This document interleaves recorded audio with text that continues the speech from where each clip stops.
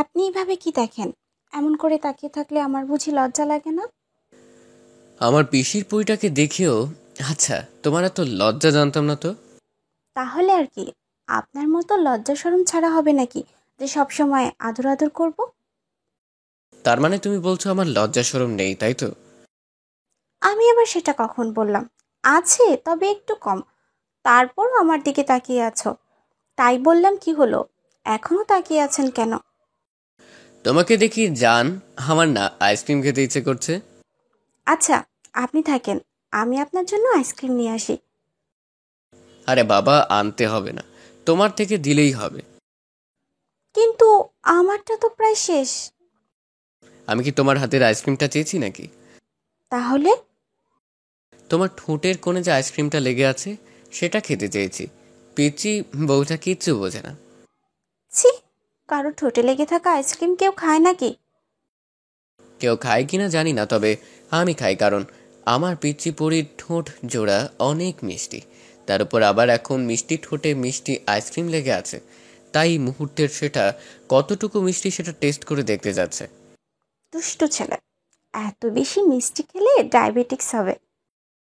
হলে হবে, কিন্তু আমি তোমার মিষ্টিটা খাবই, কারণ আমার ঠোঁটের মিষ্টিটা না খেলে আমার দিনটা ভালো যায় না। মানে?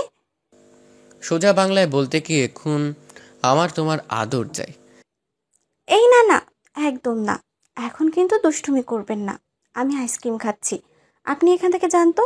একদম দুষ্টুমি করবেন না, সব সময় খালি দুষ্টুমি করার ধান্দা, তাই না? আমি তো দুষ্টুমি করবই। আমার রোমান্টিক কিউট বউটার সাথে দুষ্টুমি না করলে কার সাথে করব বলো? একদম কাছে আসবেন না, তাহলে কিন্তু আমি কান্না করে দেব। বউ, ওই পিসি বউ এরকম করলে হবে বলো? কেন, আমার তো তোমার ঠোঁটের মিষ্টিটা খেতে ইচ্ছে করছে। প্লিজ কাছে আসো না। না না, একদমই আপনি আমার ঠোঁটে কামড় দিবেন না, তাহলে আমি ব্যথা পাবো। আরে বাবা, আদর করলে খুব ব্যথা পায় নাকি? তুমি আমার কাছে আসো, দেখো আমি শুধু তোমার আইসক্রিমটাই খাবো। এই বলে উনি আমার কাছে এগিয়ে আসতে লাগলো। তারপর আমি যখনই উঠে দাঁড়ালাম, উনি হঠাৎ করে আমার কোনো জড়িয়ে ধরে ওনার সাথে মিশিয়ে নিল। আমি হাঁ করে ওনার চোখের দিকে তাকিয়ে আছি। লোকটা কি পাগল? সব সময় শুধু আমাকে আদর করতে চায়, যার কারণে বারবার আমাকে নিজের কাছে টানে। উনি আমার মুখের একপাশে হাত দিলাম। তারপর একটু মুচকি হাসি দিয়ে কিছুক্ষণ তো চোখের দিকে তাকিয়ে রইল। উনি স্পষ্ট করে আমার শরীরে কারেন্ট বয়ে গেল। কেমন যেন আস্তে আস্তে আমার ভেতর কম্পন সৃষ্টি হলো। একটা সময় উনি আর চুপ করে থাকতে পারলো না। আমার ঠোঁটের সাথে আলতো করে মিলিয়ে দিয়ে আমার ঠোঁটে লেগে থাকা আইসক্রিম যত্নে খেতে লাগলো। আমি একদম ড্যাব ড্যাব করে ওনার দিকে তাকিয়ে আছি। উনি আমাকে তাকিয়ে থাকতে দেখে একটা মুচকি হাসি দিয়ে বলল, অনেক মিষ্টি লাগছে। তুমি জানো না পিচ্ছি বউ, তোমার এই মিষ্টিটা না পেলে আমার সারাটা দিন কেমন যেন যায়। আদর করবেন করুন, কিন্তু আমার ঠোঁটে কামড় দেবেন না, তাহলে কিন্তু আমি আপনাকে আদর করতেই দিব না। আরে বাবা, আমি যেটা ইচ্ছে করে দেই নাই, তুমি আমার কাছে আসলে তোমাকে একটু বেশি আদর করতে ইচ্ছে করে, যার জন্য মনে থাকে না যে তোমাকে বাইট দেওয়া যাবে না, কারণ তুমি আমার পিচ্ছি বউটা। তা মনে থাকবে কেন? সব সময় তো খালি লুচুগিরি করার কথা মনে থাকে, তাই না? তার মানে তুমি কি বলতে চাইছো, আমি লুচু? পুরোটা না, একটু একটু। তাই তো বারবার শুধু আমাকে এভাবে সুড়সুড়ি দেন, আর মাঝে মধ্যে ব্যথা দিয়ে দেন। বরের আদর পেতে গেলে একটু তো ব্যথা পেতেই হয়, আর ঠোঁটে কামড় দেই, ওইগুলো তো আমার ভালোবাসা।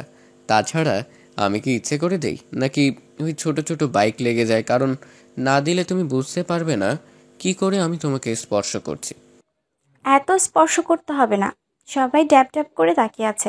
এখন আপনি আমাকে ছাড়েন তো। না, ছাড়বো না। আমার এখন খুব আদর পাচ্ছে। তুমি চুপ করে থাকো তো। আমি আমার পিচ্চি পরীকে আদর করছি, তাতে তোমার কি, হ্যাঁ? শখ কত! আমি সেই পিচ্চি পড়ি, আমি কি আপনাকে সবসময় আদর করতে দিব নাকি? সব সময় শুধু আমাকে এভাবে আদর করেন, আমার যেন কেমন কেমন লাগে। কেমন কেমন লাগে জান? পিচ্চি পড়ি তুমি বুঝতে পারো না? ওটাই ভালোবাসার অনুভূতি, প্রিয় মানুষটার অনুভূতি। তোমাকে কি এখনো সবটা বুঝিয়ে দিতে হবে? ওনার কথাতে আমি চুপ করে রইলাম, আর উনি আবার ঠোঁট জোরে চুষতে লাগলো।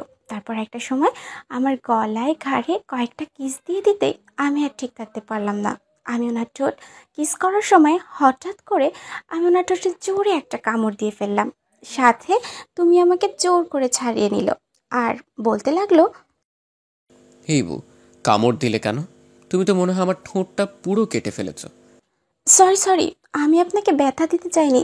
দেখি কোথায় কেটে গেছে, আমাকে একটু দেখান। থাক, এখন আর আদিক্ষেতা দেখাতে হবে না। আমাকে ব্যথা দিয়ে এখন বলা হচ্ছে কোথায় কেটে গেছে, না? প্লিজ, আপনি এভাবে বলবেন না।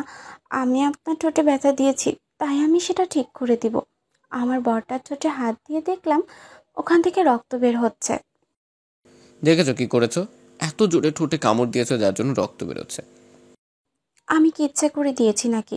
আপনি জানেন না আমি নিজেকে ঠিক রাখতে পারি না আপনি আমাকে স্পর্শ করলে, তাই ভুল করে দিয়ে ফেলেছি। প্লিজ আপনি আমার দিকে তাকান, দেখি না কতটা লেগেছে।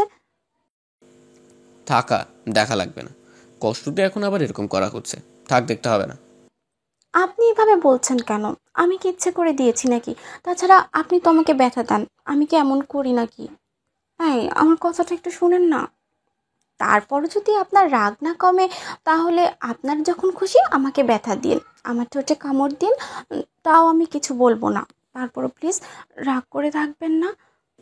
আরে না, কিছু হয়নি, আমি তো এমনিতেই বলছি। তাহলে এভাবে কথা বলছেন কেন? দেখি ঠোঁটটা দেখান। উনি আর না করতে পারলো না, ঠোঁটটা দেখাতে লাগলো। অনেকটাই কেটে গেছে, খুব খারাপ লাগছে। আমার জন্য উনি এভাবে ব্যথা পেলেন তাই। আমি বলতে লাগলাম, আচ্ছা ঠিক আছে, আপনি আপনাকে আমি যখন কষ্ট দিয়েছি আমি ওখানে আদর করে দিচ্ছি। এটা বলি আমি ওনার ঠোঁটের সাথে আমার ঠোঁট মিলিয়ে দিলাম। উনিও কেমন যেন শান্ত হয়ে গেল আর আমার কোমর জড়িয়ে ধরলো। 10 মিনিট পর আমি ওনাকে ছেড়ে দিয়ে নিচের দিকে তাকিয়ে রইলাম। তখন উনি আমার মুখের দুই পাশে হাত দিয়ে তারপর আমার মুখটা তুললো। টুসি লজ্জায় লাল হয়ে যাচ্ছে। ওপারে তো মাটি ফাঁক করে ভিতরে ঢুকে যায়। ওর গালগুলো একদম টমেটোর মতো লাল হয়ে আছে। এতটা লজ্জা পাই জানতাম না।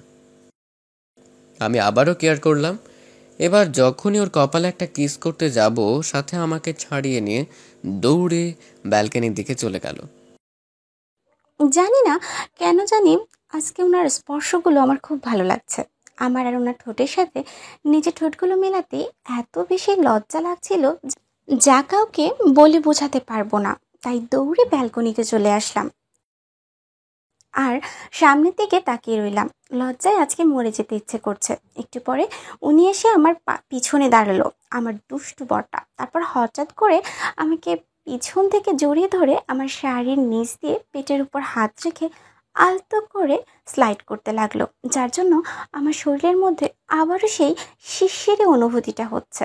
এর মাঝে উনি আমার ঘাড়ে নাক ঘষতে থাকে, সাথে সাথে আমি চোখ জোড়া বন্ধ করে দিলাম। এমন সময় উনি আবারও আমার গলায় কয়েকটা কিস করলো। তখন আমি ওনার হাতটা 2 হাত দিয়ে চেপে ধরলাম।